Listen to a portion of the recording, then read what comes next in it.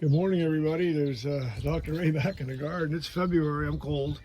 I'm out here at 9 o'clock in the morning and see my breath. The bird bath is frozen, etc. But look, we've had enough warm weather and we've had some beautiful hellebores already poking their nose up. This is Ice and Roses, a fabulous kind of hellebore. It's pretty new to the industry and pretty new to you guys. Get some. Let's say it's February here. And look how beautiful these are. Many of the other hellebores are just barely getting their leaves out of the ground. So, Ice and Roses. There's 2 or 3 colors.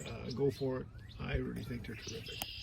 And you can get these on your local garden center, hopefully, or you can also get them online. I like the Perennial Farm Marketplace.com. I think they have some fabulous hellebores. Enjoy.